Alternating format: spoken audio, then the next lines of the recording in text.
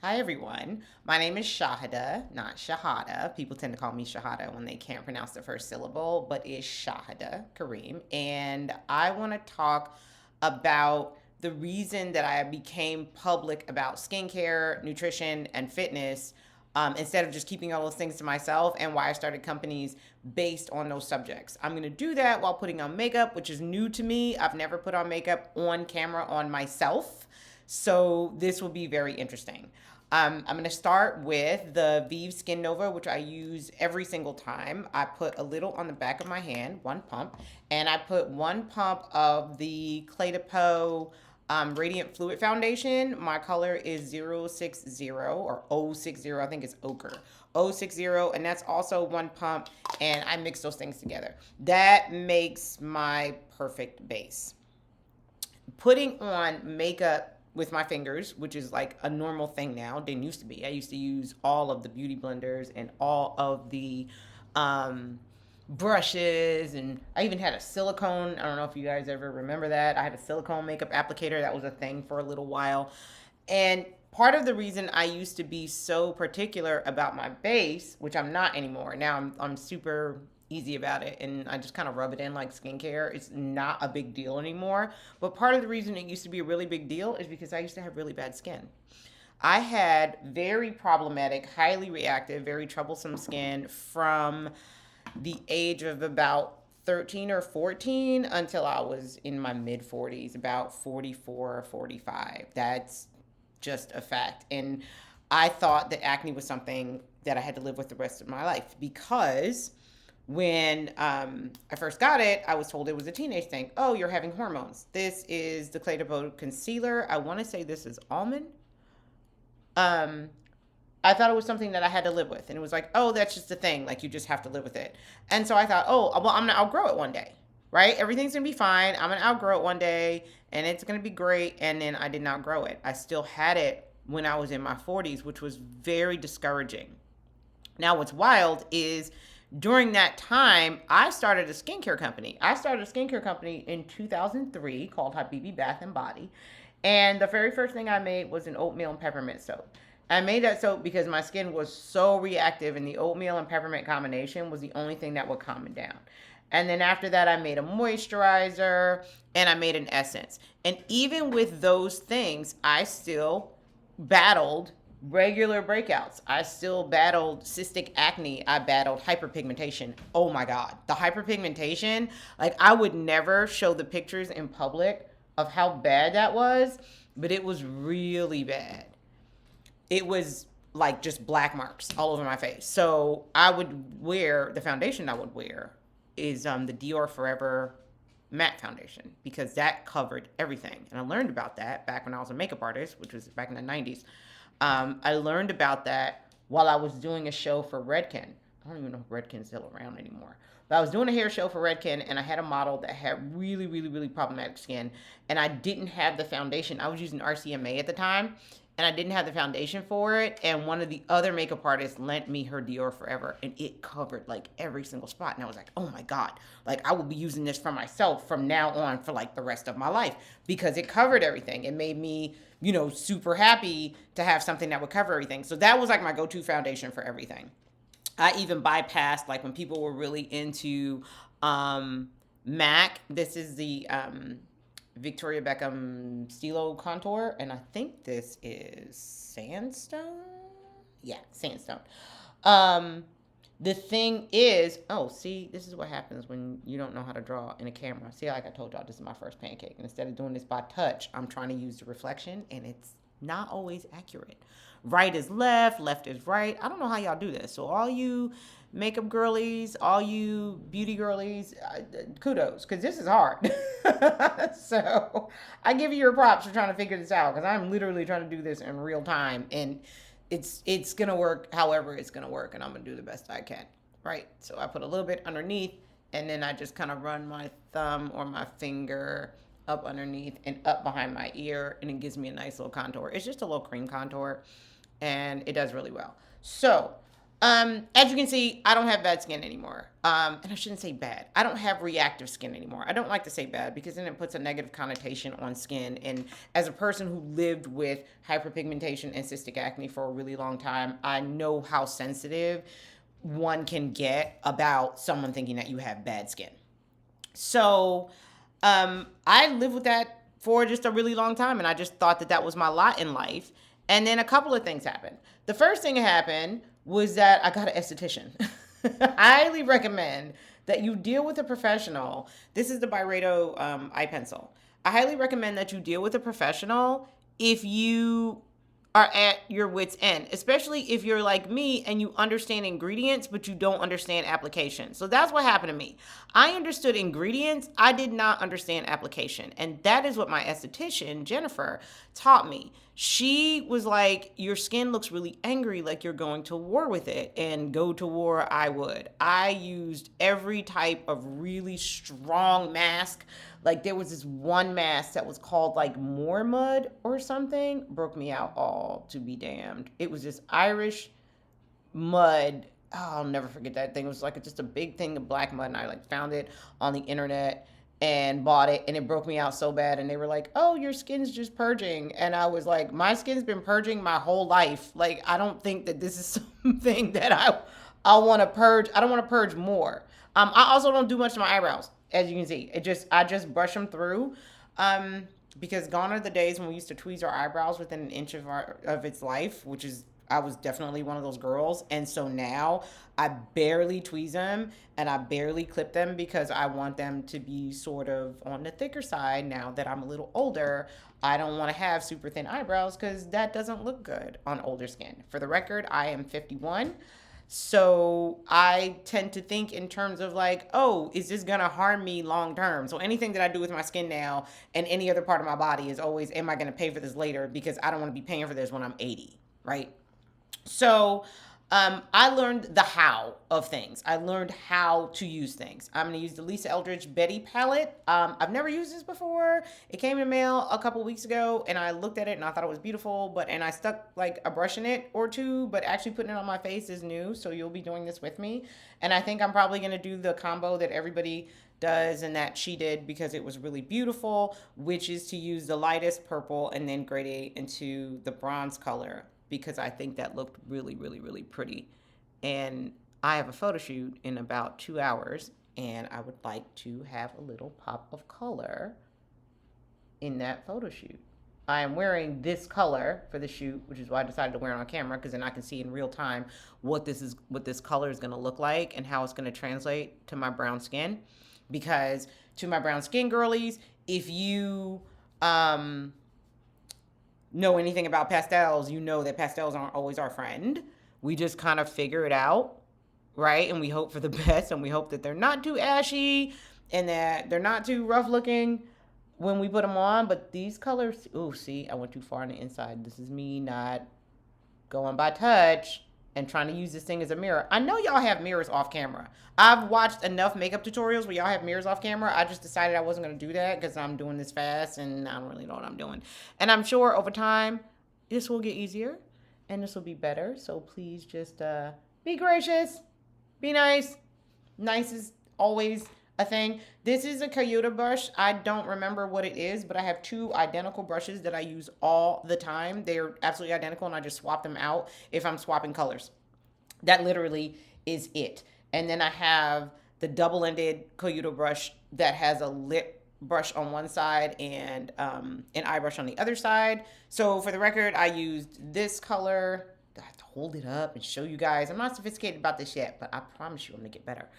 This is the light purple and then the bronze, and I'm going to go in with the dark mink, the mink color that's right at the top, and mess around around my lash line.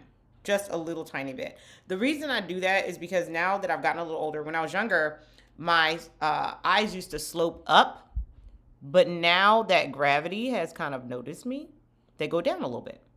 So to give them a little bit of lift, I always take a little bit of brown, never a black, just a little bit of brown, and I put it right on the end, in the center and the end of the lash line. That's it. And it's just a teeny tiny lift. It's not a super big deal. Then I'm going to go in with the darker purple with that same brush. I just wiped it off a little bit with that same brush and just go a little bit under the outer corner, just the tiniest bit, because I don't really like things on the bottom half of my eye because it tends to pull my eyes down. This is just my face. That's just what happens. So I tend not to put too many things on the bottom half because it's just freaking weird. I'm gonna curl my lashes. Ooh, this is gonna be interesting. Let's see if I can curl my lashes in the camera. And a little bit scary. And that's one. And that's two. Interesting. It worked. Okay. Fast Lash Mascara from Victoria Beckham. Been using this since she released it. And I've cheated on this mascara a little bit and used other formulas, and I keep coming back to this one. The only one I will say that's sort of close that I kind of like is the Chanel Le Volume mascara. But the Fast Lash, it does what it's supposed to do. And even though it's not waterproof, I can work out in it. I can teach a class on camera and I can work out in it and nothing happens. So I'm a huge fan of this mascara. I have to be so careful. How do y'all do this on a regular basis? I have to make sure I don't get mascara because I'm very haphazard when I put my makeup on. Only because, like I said, I've been doing it a long time. So I did makeup from 97 till probably about 2007, 2008. I don't know. In the 2000s. And for a while, it was great. But then it got really expensive. And when I say really expensive, I mean keeping all of that stuff. So like your liquid things, they have to stay fresh. You have to replace them all the time. I was not doing enough in terms of work where I needed to be doing that all the time. So I just kind of whatever. I just cut it off. But because of that, I tend to be very comfortable and I put on makeup really fast, especially on my own face, because I was never getting my own self ready really in some in some intricate way. I was just making up to be on camera to do someone else's makeup, but I wasn't doing it in real time. So I used to have to come set ready. And when you got to come set ready, you don't have time to fuss about yourself. So my makeup was always super, super simple. It's still kind of super, super simple. Not exciting. This is why I can't be a makeup person anymore, because my makeup's not exciting. It's not interesting. It just kind of is what it is. For lips, I rarely do my cheeks. I will do them sometimes, and if I do, it's usually just a highlighter. I might come back later and put the Suku, the new one, the beigey orange one. I think it's 106. I might put that one on my cheeks because it looks really good on my skin, but I rarely put a blush on. I like just for my eyes to be highlighted, and I like for my lips to be highlighted. And because I'm doing an athletic shoot, this is not going to be a super complicated look. Also not going to be super colorful. So this is the Hermes lip pencil. I want to say this is beige tan. And what I do, because I have pigmented lips, I tend to fill in the bottom lip. All right, just fill it all in. That way, if I'm wearing a nude color, I get a better canvas to start with. This is nice and close to my lip color. I get a better canvas. I should probably stop talking. I get a better canvas for the lip color so that the lip color is not uneven when it goes on my lips. For people who have pigmented lips, if you have another trick, please share. That's just the trick that I have because it makes my lips as even as possible. And then I typically blot a little bit. That's just a little piece of paper towel. And then I go in with the lipstick, especially because the lipstick I'm using is a nude. So it's Le Peau Nude from CELINE. And it will be two different colors on my top and lower lip if I don't have something under it. I didn't think I could wear this color, and I was so happy and so pleasantly surprised when I found out I could. And because I am lucky enough to live near the boutique, I was able to go right into the boutique, get a lot of really good direction from the lady who helped me, who happened to be Korean, and we both had yellow undertones. So she knew right away. She says, "Oh, it's got a little brown in it, so you'll be able to wear it." Because I asked her, "Does it pull pink?" And she said it will on a lighter skin tone that has a pink undertone, but if you have a yellow undertone like we do, you're gonna pull a little more brown, which was all I needed to know, because I can't wear a nude that pulls too pink because then it looks a little ashy, and nobody wants ashy lips. Right? So, whoops. That is that. And that's the makeup. Really not complicated. I don't wear a lot of makeup since I started teaching about 17 years ago. Oh, dating myself. Since I started teaching, I don't wear a lot of makeup just because I don't wear makeup to class. But it's helped my skin a lot. So to circle back to how I had really questionable skin into my mid 40s, there's a couple of things that happened. The first thing that happened is I started paying attention to application. So one of the things that I used to do is I was very hard on my skin. I had, because I had cystic acne, because I always got pimples, I was very hard on my skin. I was constantly scrubbing, exfoliating, really heavy masks. Like there's a mask from May Lindstrom called the Problem Solver, and you're only supposed to use that mask once in a while. I would use that mask every single day. I would do incredible things. There's a microdermabrasion tool from PMD, and I went in with like the heaviest one and like tore my skin up trying to get the things off of my face, which if you've ever suffered from acne, you probably understand that feeling. Just trying to get the things off your face so that you can reveal those little bits of clarity in between the pimples. I would put on a mask and I would always look at the skin around my eyes because that was the skin that was clear. And I was like, what if my whole face looked like that? That would be so nice if my whole face looked like that. Now my whole face does look like that, and it's such a blessing. And I have to remember to go back to like when I had really reactive skin and be like, okay, don't take this for granted because you haven't always been here. So around my mid 40s, even though I was already making skincare back in 2003, I was still being super, super harsh about everything. I met this woman there's a beauty supply store here called Namie's, and I met this woman at Namie's. She was a friend of my friend, and she just said to me, she said, respectfully, your skin looks very angry, like you've gone to war with it. And that was my life, going to war with my skin 100%. And she said, I don't want to tell you what to do. I don't want to tell you how to take care of your skin, but maybe I can help you a little bit. And by the time I met her, I was heavily into K-beauty, but I was in a very uneducated space in K-beauty. So the difference between K-beauty in Korea and K-beauty in the United States is not only layering, but also marketing. So in the United States, they will tell you you need 10 to 12 steps for K-beauty. But if you're being really responsible, you really only need like 3, 4 tops, but you really only need 3. And she's the one who taught me that I only needed 3 layers, because the other thing that I was doing while I was suffocating my skin, while I was mixing my products, K-beauty products, I had some products from Taiwan, I had a few products from Japan, I had completely abandoned European skincare and had gone completely Asian because I felt like they were light years ahead of us in terms of development and technology. So I was really following all of the Asian trends. And so the brands that I was into, because I was uneducated and I didn't know, the brands that I was into were viral brands. And viral brands try to cover a large enough swath of skin types and skin ages that they're not really effective for specific concerns. This is something that I had to learn the long way. So I ended up talking to Jennifer. She says, can I show you some things? I said, yes. She ended up becoming my esthetician, and she taught me how to be gentle. I was not gentle. So even though the ingredients I was using were highly effective, I'm sourcing all of these ingredients for Habibi. I'm like, I'm going to get the best. I'm going to have the most effective skincare. And still, I would calm down for like a week, and then I would become reactive again. And I found out is because I was being too harsh and I was doing too much. I was doing way too much. I had to scale all the way back. At one point, she just had me cleaning my skin with aloe. She was like, listen, you need to apologize to your skin. We are not putting anything on it. We are not doing anything extra. You need to be nice because you've been really mean for decades. And your skin is like, your barrier's way too thin.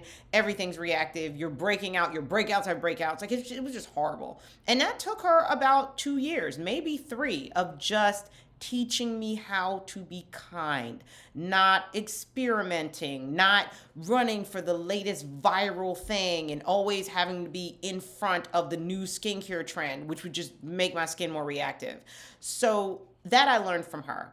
And once I learned that from her, I also started talking to people in the K beauty space who were experts. I started going to H Marts. I'm currently learning Korean so that I can be even better at understanding the way this skincare works and why it can be so effective. So the first time I went to an H Mart, I talked to the manager there, and she asked me what I was using. And I was telling her what I was using, and she's like, sweetheart, those are for teenagers. I was using Tony Moly. I want to say I used Tony Moly the most because that was like the new thing. It hadn't quite made it into Sephora yet. I feel like it's come and gone in Sephora, but this was before it actually came to Sephora. That's how long ago this was. And she said, Tony Moly's for teenagers. That's why it's in cute packaging. You got little pandas, little eggs, little snails. Snail mucin was a really big thing. This was pre me becoming vegan. So I was using snail mucin for everything, and I was buying everything. Like the Mise-en cream was like a big deal. Anything that had snail in it, because snail was supposed to be so gentle and so kind. So I was using the snail mucin like it was going out of style. And when I went in there and talked to this woman, she said, yeah, you're too old. I was in my mid-30s at this point, and she was like, no, you can't. This stuff is not for you. It's going to work for a little while, but it's very superficial. So she introduced me to the history of Who. So the very first higher end for mature skin product that I ever used was from the history of Who. And she got me involved in that. And then from there, I went to Ori. And then from there, I want to say I did a little bit of LG, or the company that's owned by LG. I can't remember the name of it because this was a while ago. But I started staying in the mature space. She was like, the two things are going to happen to you. I used to pop my pimples because I had too many of them and I didn't want them on my face. And she's like, you keep doing that, you're going to scar forever. I asked her one day, I said, how long do you think I'm going to have this scar? Because I popped a pimple and I had hyperpigmentation. And she said, I don't know, forever. And it just hurt my feelings. But she was like, you have to stop messing with your skin. Your skin is older. It's not young skin. If you scar, you may carry the scar in perpetuity. Stop scarring yourself and then thinking you can just mess with it later and deal with the hyperpigmentation. Like I used to use the black opal spot treatment, and then from there I went to the post-acne lightening gel from Murad, which they don't even make anymore. And that was like my thing. I would buy that. I would buy 3 or 4 at a time at $68 a pop because I had so much hyperpigmentation that was constantly dotting my skin. Like every single night I was dotting my skin. And she was like, okay, you have to stop. So between this woman and between Jennifer, I started learning how to be kinder to my skin. I started learning how to make hybrid products, combining my products, the things that I like on a really rudimentary level. I will always use my own cleanser. I will probably always use my own essence. And I will always use my own base moisturizer. But serums and night creams, I always go to K-Beauty. So that was many, many, many moons ago. And the two things happened. I really started learning about K-Beauty. I saw an esthetician. And then the third thing that happened for me is that I became vegan. This is not an advertisement to become vegan. Please don't yell at me. It worked for me. It still works for me. The food that I was eating caused way too much inflammation. And to be clear, I was eating a lot. Like I was a steak eating girl. I could eat red meat like it was not a thing. I was not prejudiced against steak. People would be like, oh, I eat a little bit of fish, but I don't eat red meat. Not me. A steak was like my best friend. But it would take me 3 days to digest it. And so between not understanding skincare, between not being gentle with my skin and just going to war with it all the time and not being educated in the how of things. I knew what to use. I didn't know how to use it, and I didn't understand moderation because I was going to war with my skin. It was always more and more and more and more and more. For me, more was always more. And Jennifer was always telling me, less is more. I know you want to do all of the things, but less is more. Please be kind. Please be gentle. So over the years, I learned how to do that. And when around 45, 46, my skin started to clear up and it started to stay clear. And that's not something I had ever experienced before in my life. That not only would it clear up, but it would stay clear. And she would just kind of smile at me and be like, see, like, you're okay. It's okay. You can do this. So now I'm happy. Everything's balanced. And my routines are very simple. My makeup routine is simple. My skincare routine is simple. I only use 3 layers tops. There's always a cleanser. There's always an essence or a toner. And like for myself, I use the essence that I sell on my website, but I add matcha to it because matcha helps keep my skin clear. It's murder on the spray pump, but I do it anyway. I don't care. I add matcha to that, and I use the matcha mint cleanser, and I use the rose hip because I'm a little older now and I need a hydration. I use the rose hip moisturizer. My night cream now comes from Rien-K. I love Rien-K. I have not had a bad experience with that brand yet. Everything that I've used from Rien-K, I've loved. I like the Core Peptilift line. I use the ampule and the night cream, and every now and then I'll use the brightening line, which comes in the gold containers. The thing about the K-Beauty that I use is that it's hard to source. I happen to live in Los Angeles. We have a Koreatown. I can go and make friends and develop relationships with the people in those places, and they will always point me in a direction based on my age and my skincare, and I've never been let down. The 3 women that I work with now, who I see maybe like every 2 or 3 months, like they'll text me and be like, oh, we have something you might be interested in. But they always keep my needs in line, so I never go back to that super sensitive, super reactive place. They've never steered me wrong. Everything's always worked out beautiful. I do use sheet masks. They taught me the difference between something that's viral, when everybody was using the Biodance, I think they were called, the Biodance sheet masks, the ones that go clear. They were like, nope, you need Chop Chop. You need Chop Chop Beauty. They sent me to that. They also gave me one from CKP, I think it's called. The vitamin C mask is the C shot. That's a fantastic mask for me.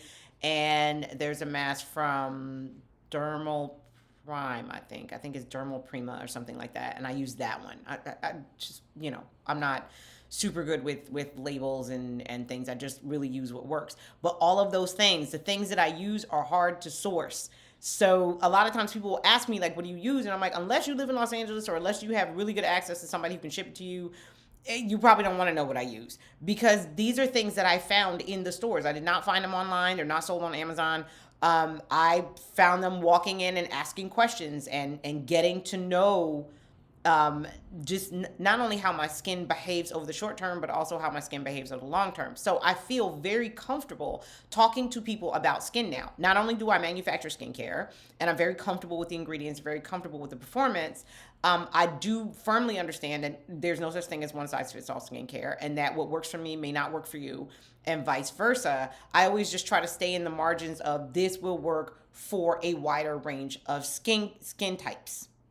Right? For me, it's very important that I be very specific, but when I'm manufacturing skincare, I tend to cast the net a little wider because that makes good business sense. Anyway, that's my skin story. If you have reactive skin, if you have acne-prone skin, please don't give up, and don't think that it's a teenage thing. At least for me, it wasn't a teenage thing. It was very much an adult thing, and I may die like this thing until I started to seek out people who understood the how of things. It's not enough to know just the ingredients. I knew just the ingredients, but I didn't understand the how, and I specifically didn't understand the how when it came to my personal skin, and it took an esthetician to teach me that. So if you have someone in your life that's really educated about skincare and is not just chasing products and is not just chasing the most viral thing, then please talk to them, and please ask them for guidance, and please try things that you think will give you long-term results instead of these quick turnaround things. For me, it took years. This was not something that happened overnight, but all of my hyperpigmentation is gone. My skin is no longer reactive. And because I'm older, because I'm now 100% like officially in my 50s, my skin craves hydration. As you can see, I did not powder. I tend to not powder. If I do, I'll go down T-zone for this video. I don't really care. But I'll go down T-zone right across the tops of my cheeks and a little tiny bit under the eyes, but that's really it. Because powder now dries me out. Even the hydrating powders. I was using the Suku oil powder. That dried me out too. My skin doesn't like powder. It likes a foundation that sets and that will hold. And as you can see, I didn't use a primer. I don't think that the Skin Nova is a primer. I think you can use it sort of as a primer, but I don't think it holds like long term. I also won't use a finishing spray, but again, I also don't wear makeup for long periods of time, and the conditions that I'm in are not harsh. This makeup will go outside. It's an outdoor shoot. I'm only gonna be outside for like an hour. And then when I come home, I'm gonna take it off. So for the most part, my skin is almost always bare. My colors are almost always understated. So the days of wild colors, when I had really bad skin, I would use Sugar Pill. I don't even know if Sugar Pill's still around, but I would use Sugar Pill because it would distract from my skin these wild crazy colors and these wild crazy textures, and I could distract from the fact that I had really bad skin. So I would pack on that deal forever, and I would use Sugar Pill Cosmetics, and I would just hope for the best. I also wore way too much blush. I mean, we've all made like makeup mistakes, and so now I'm like, I'm not anti-blush, but I really only use blush as highlighter. It's always just a gentle wash of color, and it typically has some type of sheen to it, and that's just kind of how it is. And I have to say, on a super personal note, I never thought I would be here. I never thought I would have clear skin. I cannot tell you. How do I do this? These are opposites. This thing is mirrored. I have to tuck that. I never thought I would have clear skin. It's a really big deal. If you ever had problematic skin, then you know how personal it can be. When someone's talking to you, you think all they're looking at are your pimples. All they're looking at is your acne. And they're not. They don't care. Right? But we care. We think that that's what it is. Like, oh my God, I have this giant pimple on my forehead, this giant pimple on my chin. Like, that was me. My chin was just like never a good place. It was always pigmented or bumpy or red or rashy, and I just always knew that somebody was looking at my face. And so I would always try to draw attention to my eyes. So I would wear like oranges and bright pinks and bright purples and bright greens around my eyes so that people would look at my eyes and not look at the rest of my face. And it was the same thing with my lips. Like, the only time I now wear a really strong lipstick is if I'm on camera and I have to speak and you have to pay attention to what I'm saying. If it's not, like, I was putting on makeup today. Like, you don't have to look at my face. You don't have to look at my mouth for that. But typically, I would have on like a fuchsia or red or something because I need you to pay attention to what I'm saying. But other than that, this is very normal, minus the lavender. I wouldn't have lavender on the inner corners. I would probably only just use the bronze color and go on about my life. That's a fact. It's just easier for me now, and I never thought I would be here where I could put on a little wash of color, a nude lip, and a barely there foundation, and going about my life and feel very confident walking outside. Like, I never thought that would happen. I was the girl who would almost never go out without makeup. My only exception was the gym because I was so afraid of sweating into the makeup and making my skin worse that I wouldn't do that at the gym. And I figure everybody would look ratchet at the gym. Like, this was before TikTok. This is before you guys started filming yourselves at the gym. We used to look crazy. I worked out in an old t-shirt, okay? Cute clothes was not a big deal. Now everybody's got to be cute. You know, you guys are like head to toe and cute things. And yay, I'm glad that that's happened. But back in the day, we all looked nuts. We were just trying to work out. We weren't hating on each other. And we weren't trying to look cute. And we certainly didn't have a camera on. You bring a camera to the gym back when I was working out, and there would be a fight because nobody wanted to be on camera looking like that. You look terrible. You did not want that type of blackmail material. So now it's a little different. But that was the only exception. That was the only time when I would not wear makeup. Other than that, honey, to pump gas, to go to the grocery store, oh, we had makeup on. We were not going out in public without the makeup because what we were not doing is exposing this skin to the world. And now I very happily expose my skin to the world, and it always surprises me a little bit when someone says, oh, you have really good skin. And I'm like, what? Because I lived with bad skin for so long that I'm still the girl with the bad skin in my head. I'm still that girl. And so I'm always surprised when someone says you have good skin. It's hard for me to accept that because I wasn't someone who was born with good skin. I mean, I feel a little lucky that I was able to learn about it and not take it for granted. That's a really big deal. So I don't take it for granted. I'm very gentle. I'm very kind. And I hope that you learned something about me. I hope you learned why I started a skincare company. I was my first patient. I started a skincare company for myself because I had really bad skin and I didn't want to have bad skin anymore. And so I'm very empathetic and very compassionate towards people who have skin problems, who think that there's no way out. I promise you there is. Please be kind, not only to your skin, but to yourself. You only got the one you. And I will continue this series, I think, in some way, shape, or form. Today was just about skin. We will eventually get into nutrition because that's a really big deal to me. And we will eventually get into fitness because that's also a really big deal to me, and also lifestyle. So hopefully you enjoyed this video. If you didn't, that's okay. If you did, please give it a thumbs up. I'm trying to figure out this new way of doing things, so bear with me. And I'll catch you for the next video. Bye.